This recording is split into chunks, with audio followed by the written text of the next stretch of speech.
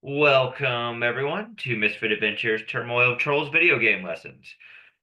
For those potentially joining late, please just see the chat, but otherwise, we're going to go into it from the session one details to putting the game through a game engine. In this case, we'll be starting our first series through RPG Maker. We're using rpgmakermz because that is the easiest game system to probably pick up and learn. And it's also the model for, a beginner or somebody who's just really getting into it to try and make a RPG that's beyond, a coding Flappy Bird or a coding simple game. So the engine itself is pretty easy, but, generally speaking, when you do start a new project, it can always seem overwhelming. So I will cover details of what we've done and then play through, and then just starting up for setting up an intro scene into going through our very first scenario as we go. So I know we're looking at a completely blank canvas right now. So when starting a new project in RPG Maker, you tend to get a base level scenario like this.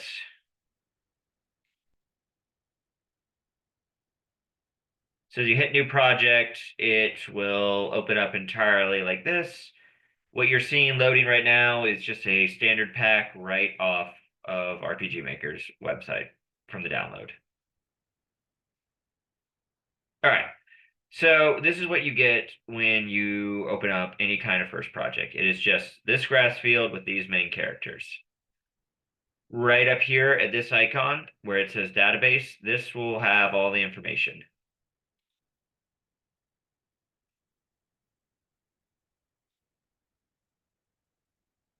All right. So we can see from right here that these are just the base characters we have. In this case, there's four that they start off with: Reed, Priscilla, Gail, and Michael. In order to check that, we just go off of right here in System 1. So with that, we just see these base four characters: Reed, Michelle, Casey, and Elliot. That's basically how our game starts, and any intro scene, just for those unfamiliar, will look at like this.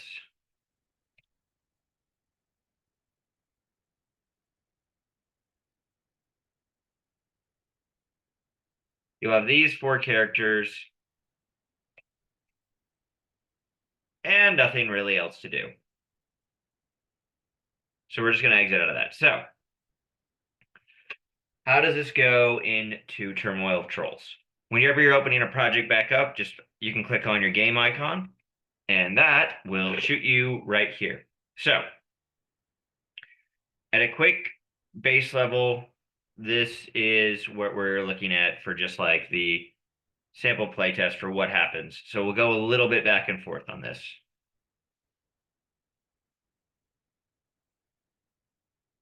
All right, we can see from this template, I didn't change the main thing. This just comes standard with RPG Maker. So when we hit new game,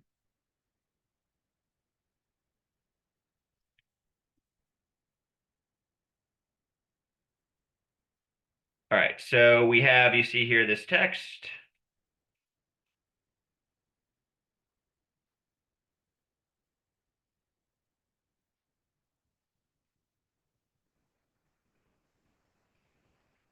And our hero appears. Okay, so with that, it looks like relatively simple, but in terms of anything, this is probably where a bulk of the effort will come from to make Turmoil of Trolls into any kind of video game format, because there's a lot to unpack just beforehand.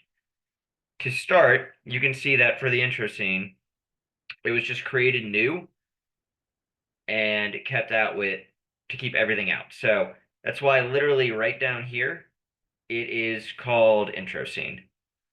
So what you do if you ever want to make it is you just simply put new, and then you literally would title it intro scene as a map, like I've done so below. So what you've done basically is created a space in the game that is just completely blank. And then to start, to make sure the game opens by that, we have to look at system one just to make sure. So we know that this actor named Intro. So how do we get to that? In the Actors tab, we literally create Intro. Intro has absolutely nothing to them. They start at level 1, but they can get to all the way to level 99. Crazy, I know. So with that, that's how we start to kick off just an intro scene. So what I have here set up just to make sure for clarity, it's you'll start with this main character that we've created, which is just, an empty character box. We've set the player to go into this part, the intro scene map, and appear right here out of nothing. Okay, so in order to get it and to go to the boat, we have to do several things. The first thing is right up here where we call it the intro event. So events in RPG Maker are just how anything happens in any way, shape, or form. In order to create a new one, you simply can right click, or you can look at right here on the map side, you have just an environments for maps, so you can decorate it. Or what we're on is the event mode right now. That actually creates it. So in this case, we've created an intro event. This is where the beauty of RPG Maker does come in because it's pretty easy. So the text box you just saw earlier on the example is as follows. You set up your text just to, start up the line on it. Oops, let me just say, yeah. If you're ever trying to add it, every time you try and add something new on a double click, you can see things like show text, show choices, input number, this. We'll get more into that during this as we go by, but this is just for the intro. In this case, we hit show text. Bam, we see that we want to keep the text blank. Here we just set what the background is going to be and what the window position is going to be in it. So in here, in this case, we set it right in the middle like we just saw. And we have text line by line. An important note is if you look right here, it's not the clearest right now, but what it is that is a delineating line. So if you write anything past that, it's going to cut your text off. So you always need to keep your text pretty short and sweet. Now, I intentionally left it right here just to show a box. So if you notice at the end of each sentence, there is a slash and a exclamation point.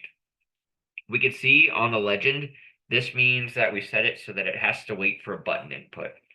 In this case, for this sample game, I just created it to be a button input so that no player would just, miss or accidentally pass through without any active input on it to make sure that, line by line, this actually, they either had a chance to read or they can just quickly click and skip through it as we go.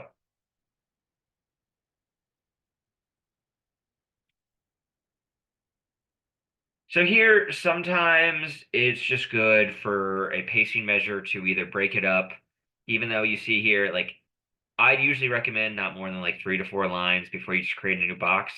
Sometimes it gets a little unwieldy, and basically what it means you create a new box is instead of trying to have a lot of scrolling text, you just create a new one. So my rule of thumb is about 3 to 4 lines per box as you go. So even though the screen starts completely black, I usually like to do this just to make sure nothing random appears on your screen. We've set up the intro to do this line of text, and then what it'll do is it'll fade out, it'll change. We see the change party member option, and we remove the intro character. Basically, like bye bye, you no longer exist. And then we have added Chan, who you saw appear on the boat.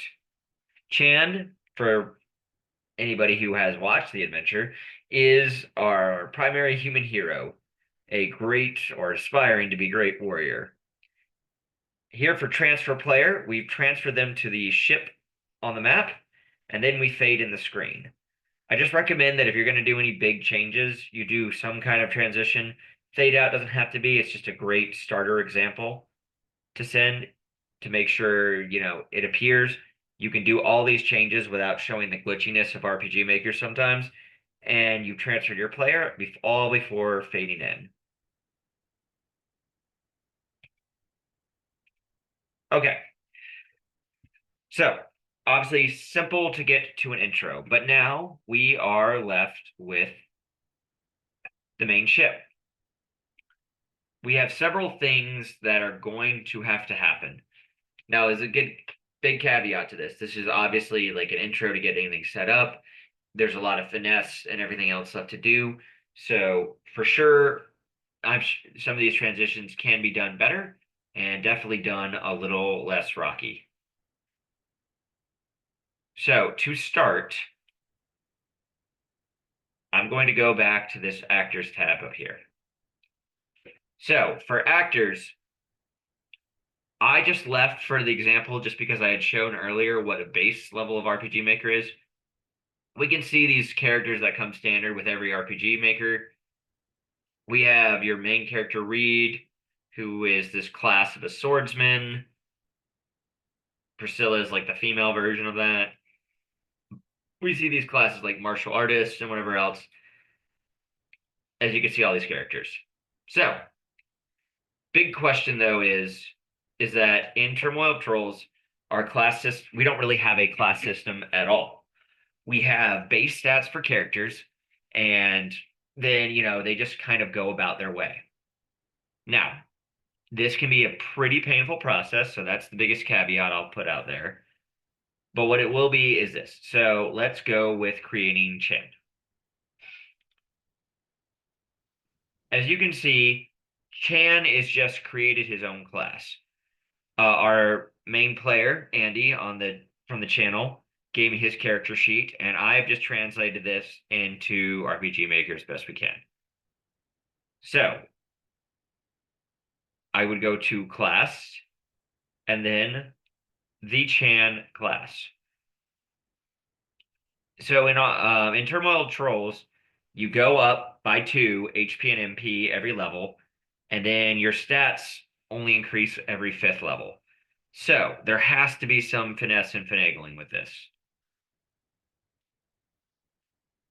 We can see that at level 1, Chan's HP starts at 14.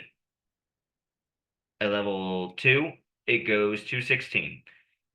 Now, this is a very manual process and it is tough. I would recommend that everybody just normally start by ensuring, you've gone between level 1 to 20. That is currently the level cap. I don't know why that's doing that right now. But if you start at 20 and work your way down, you'll guarantee there aren't as many errors to this. So we can see that Chan will top out by the time he's level 20. He'll go to 52, barring some other kind of like additional feats or features that get added to him. I would ignore everything else because I don't even know why it's doing that right now.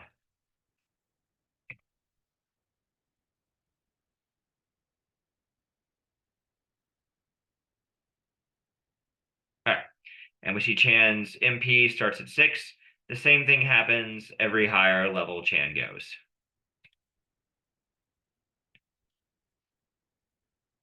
So attack, in the case of Chan's initial character sheet starts at a higher strength.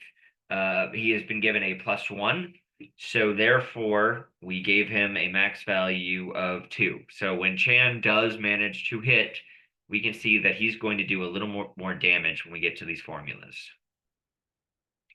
Defense, all characters for this really for defense, magic attack, and magic defense are set to 0, as well as agility and luck. Setting all enemies and that together kind of evens it out. So the point is that you have your base RPG adventure. There's reasons you could increase throughout the story, any of them for any particular reason, or increase by items. We have it set so that it will be more items or event based. So keeping everything at a 0 level kind of just helps that out. So we've given Chan all the keys that he's going to get at level 20. The only thing I'll say again and show this for attack is that at level 5, because all stats go up by +1 every 5th level, Chan will go to 3 automatically. Okay, so here's one of the tricky things with when it comes to Turmoil Trolls as well. You'll have to differentiate between your player characters and their custom sheets as long as you want to, or you'll also have to go to maybe some more generic characters or archetypes. Why do we do this? The reason we do this is because, generally we're going to have human NPCs, troll NPCs, dwarf, fairy, or lizard people. The best way to do that is to kind of create a standard template for any NPC character that may be joining, might be helping. You as the guide or you as the writer means you have a lot less programming to do. So there's no prescriptive formula. In general, like we have the Turmoil Trolls character sheets, which can be found on our website. But in general, humans are set at a 12 and 8 generic 1 through 20. That way, when you set anybody by class 11, they'll have all their stats.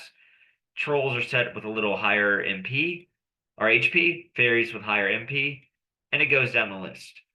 But basically, we created these classes here so that we have enough NPC templates anytime we decide to create a new actor or new character that might join the party, be it temporary or, even permanent, depending on how you feel the game needs to go. So, with that, we created Chan's class right here.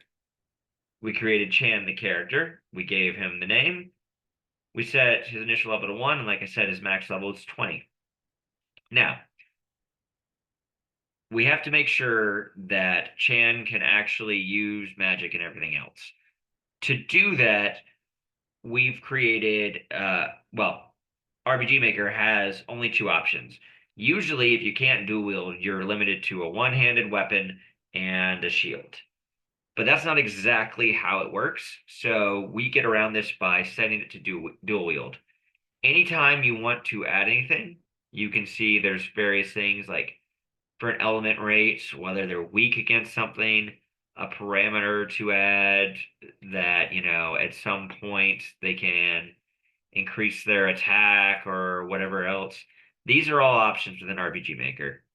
To simplify it though, for skills, we give them a slot type and we give the dual wield option. So we see Chan's initial character, he had a old shield and a short sword. But we also make sure that as a plot point, all magic is channeled through a special conduit in Turmoil Trolls. In order to do that, we've just created Chan will have his shield conduit in order to do magic. We've given him some initial leather armor, and we've just made sure that he can equip all manner of it. There's not really supposed to be any particular, limitations to what the character can wear because we don't do a class system that bases itself on proficiency when playing the game.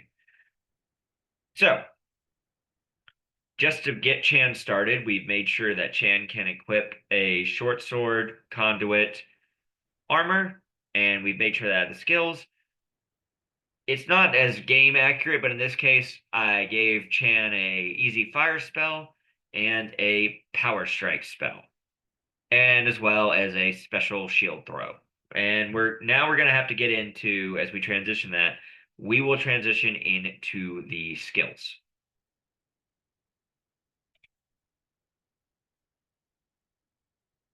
All right, so we see that at a base level, the attack spell or the attack skill. All characters start with this. You don't have to ever edit anything. What you do have to edit, though, is the damage formula. There is a base model for this, but we have changed it to match the 2d10 engine that we made for Turmoil Trolls. So we can see here that for this, for whether or not it's a success, we currently have it at 100%. So that's whether or not it succeeds. This is one of those times where we do have to balance between, because of how powerful but simple the RPG Maker engine is whether or not, we're going to make it always a success or not for what we can do. In this case, Chan has fairly high athletics, and rolling at a 50% will get frustrating from a base gameplay perspective. So we're just going to set it at like 80%.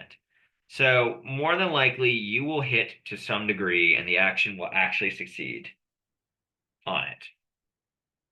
Now for the formula. So, one second. Haha. Turmoil, you're not going to be able to see this, but Turmoil Trolls for damage, you do a 1d10 roll, with 9 being the highest number. 0 still counts as 0. I know it's evil, but it is also what it is. So,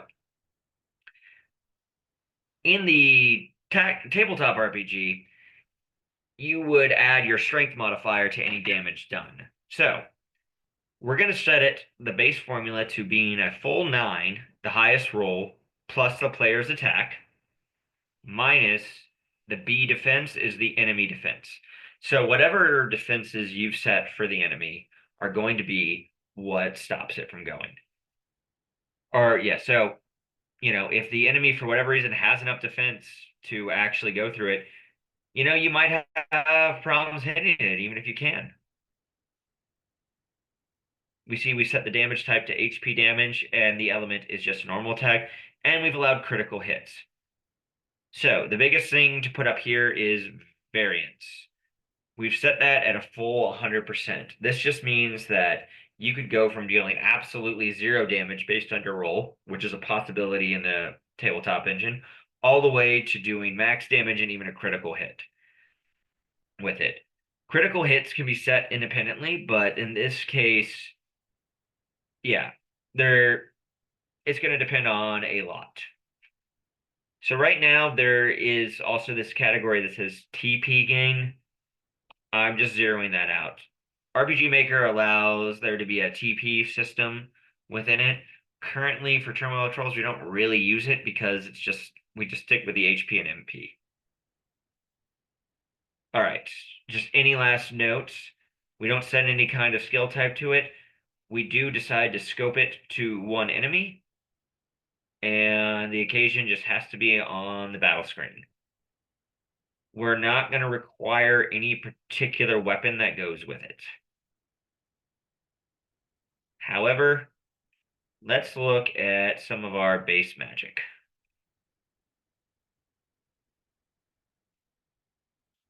Okay. So in this, we give Chan the fire spell just for the purposes of this game. So at Fire 1, we give it a easy MP cost of only 2, since there's not a lot of MP in the game. It'll still only hit one enemy. Its success rate, again, we don't know. Magic is a little trickier, so we might want to set it somewhere like 70 or higher. It's a gameplay choice and what testing matters. Found from the rolls, because our magic is a little more unforgiving, it's probably better to give it a little bit less chance of success than, say, a typical damage roll in order to keep it exciting. But this also does depend on the enemies you set, which we will cover later. The formula for damage is the same, except for this time we've called it for the magic attack. So with that, your player's magic attack, as you remember, was set to 0, but items throughout the game are supposed to be a little bit more magical. So they can add certain amount of damages, or they can even add additional, modifications to the spell. But again, some enemies might have a magic defense. That's what this B.MDF is in the formula. And again, we're always just going to set variance to 100%. But there is totally the chance of a critical hit.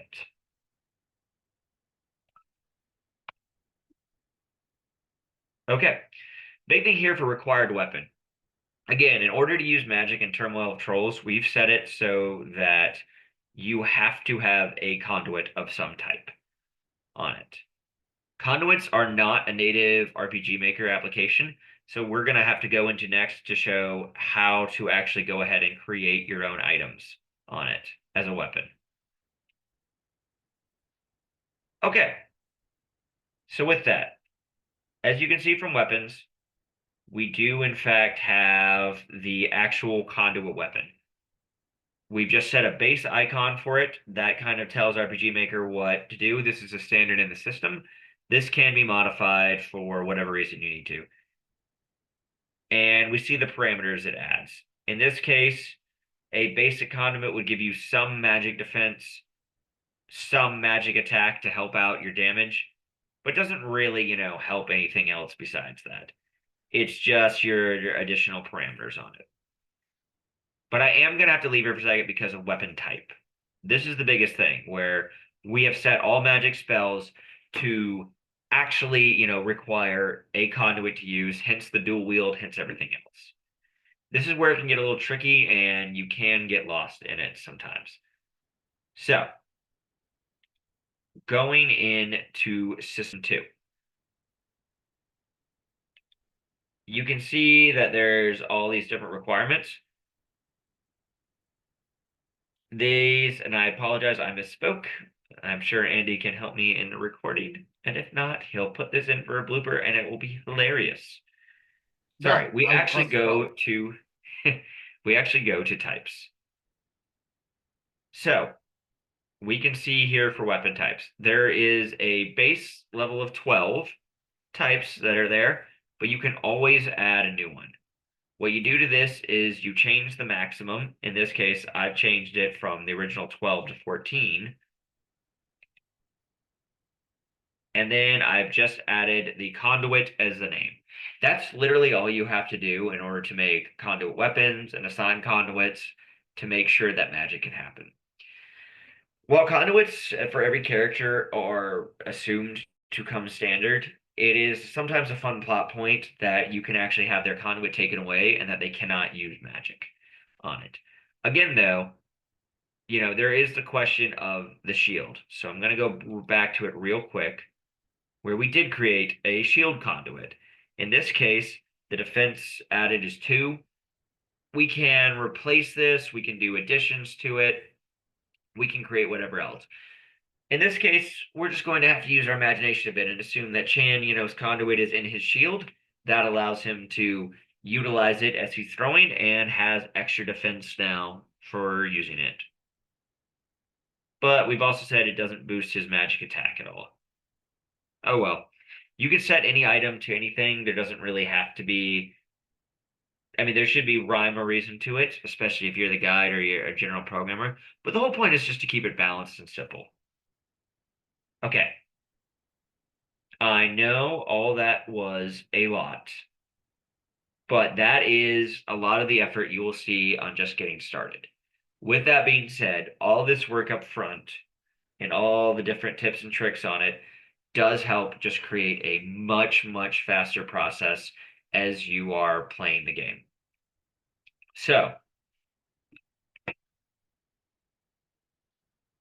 with all that, we're going to go play through the first part of our scene. Always, always save your changes for the game before making it. And I believe I've saved. Boom. Okay. We have our main hero, Chan. He's set up. He's optimized with it.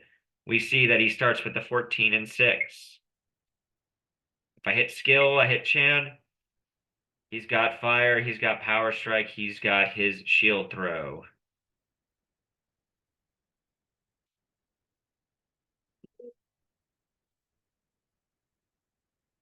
For his equipment, he has his shield conduit. He has a short sword. And he is wearing all of his leather armor.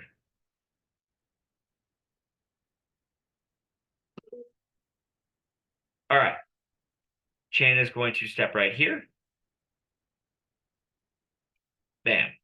Now, this is kind of a buggy glitch, and I do apologize with it. In this case, this Bright Tooth character should be right here already, but there is a trigger on it. But just as a start for a baseline model, this is more than enough for what we need. Was she Chan's dialogue?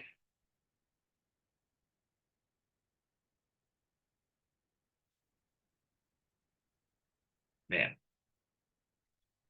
our character who will be identified as Bright Tooth, right?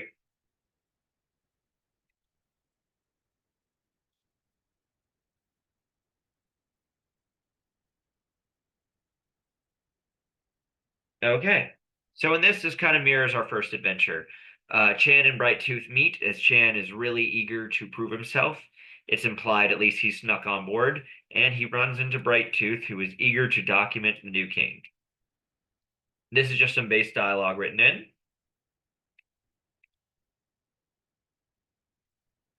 So again, we have another fade out just because can't really go anywhere with this. We see that we've set up the map on it. And oh no, this guard here.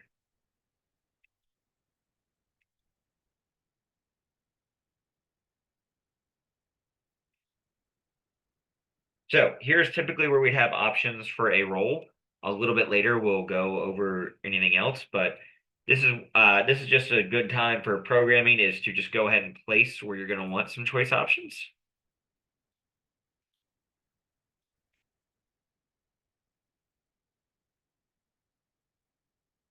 So in this case, the guard has just given up. The king comes in. This is not the most inspired dialogue, but sometimes it's better just to have your placeholder for your scenes before you get into any kind of writing.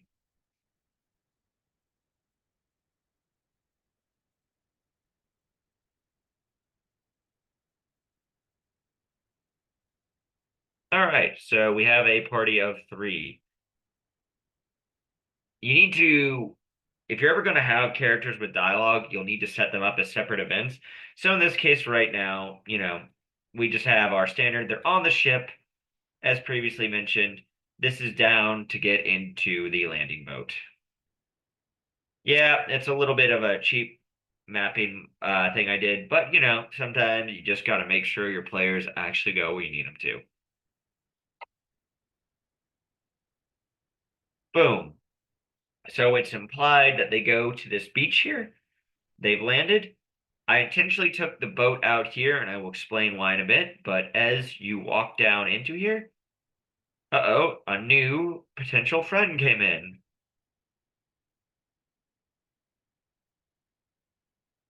All right, there are actually choices for here. So,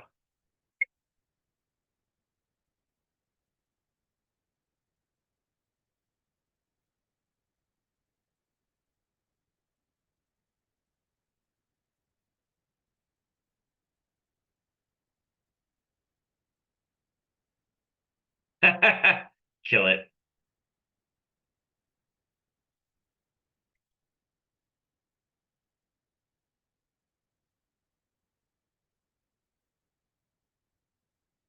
In this case, there will be options, and there will be options to program in. But in this case, I decided to map it to the troll Travis joining the group.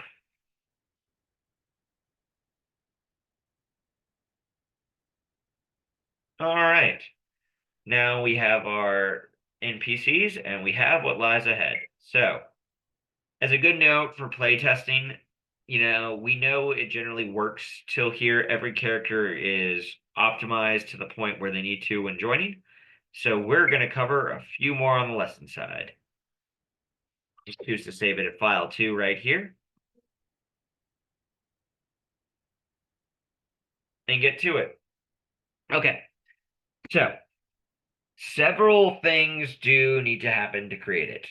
First of all, between whether it's the boat or this landing site here, we can see that, we've just created a map to do it in general.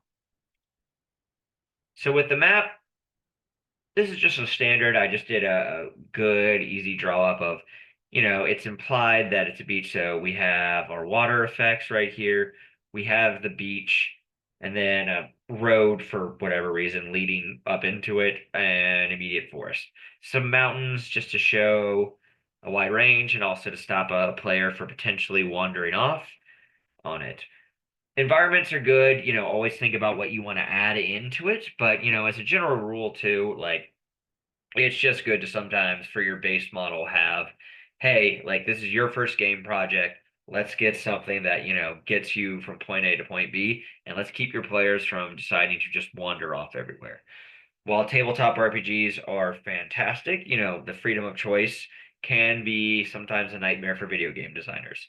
So, in this case, for this model game, it's just, limit your options appropriately. All right, you'll notice though in map view that these things are all kind of, faded out.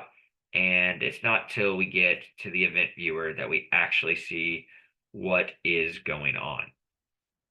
So, with that, we can see we have the vehicle here. The reason I set it off is that in RPG Maker, you can just hop into this. This is set as your boat instead of a set piece. And if you do hop in, you'll be able to go over here, but I didn't create a map or a transition point. Whereas down here, we can see that it's a blank event that does, in fact, change to it. So with that, we have a lot of things obviously happening kind of in frequency. So right here in this event space, we've set what is called in RPG Maker, for those who do not know, a switch. Well, it's an event to set a switch on. So in this case, we've called this control switch meet the party, which is just Chan and Brighttooth. And for this, and then we've done a control self switch A on. So for control switches, anytime you want to do it, you can just do one here. There. This is where RPG Maker can trip anyone up. The buttons I clicked, which again, I'll just go with it, of you control a single switch, in this case, whether it's Travis appears or whatever else, you then click into this to set it, and you can create an entirely new switch from this menu on. This is the most direct way to do it, and it's one of the few things I've noticed is not always the most intuitive. But what you do is, you either choose a switch that's existing or you created one you wanted. In this case, we set meet the party as the switch, and then we made sure it was set to on.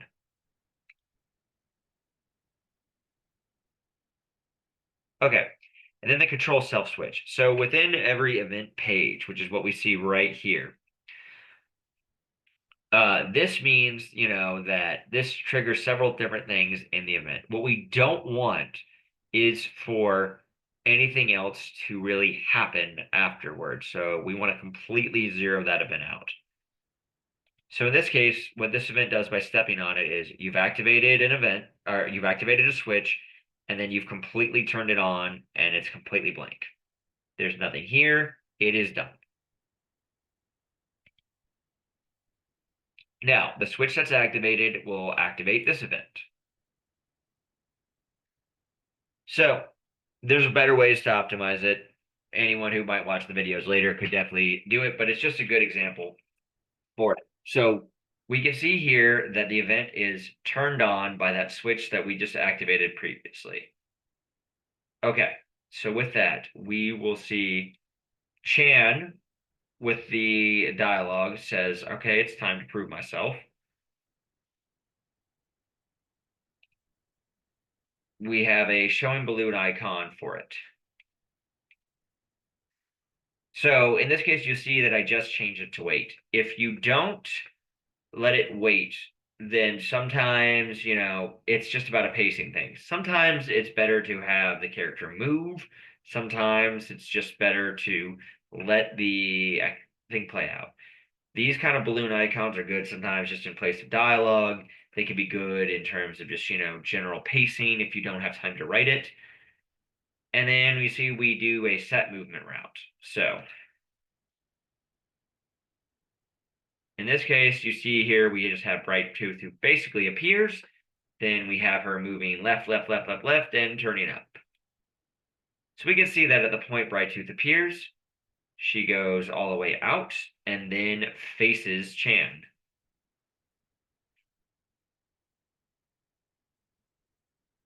So we know that's what we need her to do. She says her dialogue bit, just a little bit between the players. And then since we don't really give her the choice in this case, in our adventure it happened, but this is always where you could potentially add a choice, Could be interesting to see if Chan just went solo the entire time, just decided to turn everyone out. Again, just as a easy example of it, we do the fade out screen, we add Bright Tooth in, and we do the control self switch A equals on, which means this event disappears. We want this to disappear because otherwise, if you don't do these steps at a minimum, you will have Bright Tooth as a party member with this icon, and then you'll also have a Bright Tooth event. So you'll basically have two Bright Tooths appearing all at once on you. It just doesn't look good, and then the transition gets really ugly. Again, I'm sure other people could, and especially people who've been really messing around with this for the first time, could tell you infinitely better ways to do these transition scenes. But at a base value, doing a fade out, having these events happen and fade in gets you exactly where you need to be to get started. From here, we can see that there's this other event where the king is going to come in. That is triggered because of this event. I'm not going to go into all the details, but you can kind of see that this is a similar vein to it, where we might have options for what happens to our characters. And then we can actually see that, hey, okay, there's the same things are going to happen. And then we're actually going to make sure the king appears.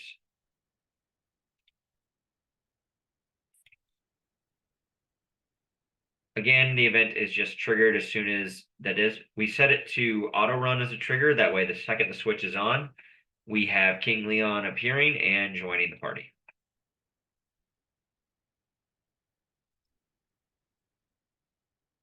And then we land at our base scene to it. So the biggest point here is that these stairs are in fact an event as well. It's an open space that you can walk into in RPG Maker, but we want to make sure that they can. In this case, I've left the main sound effect on. That is actually very easy to change. You can do whatever else, move 1, move 2.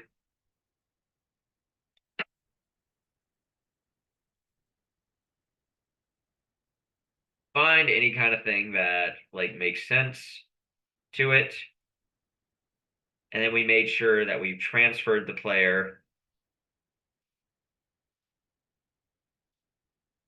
to this point in the landing site. So we made sure that the party lands on the beach. When you're setting this up, just make sure you set up some kind of reasonable scene for it. Our party was just right at the beach, but there's plenty of other ways in which to do it. Maybe you could have some hilarious event to it.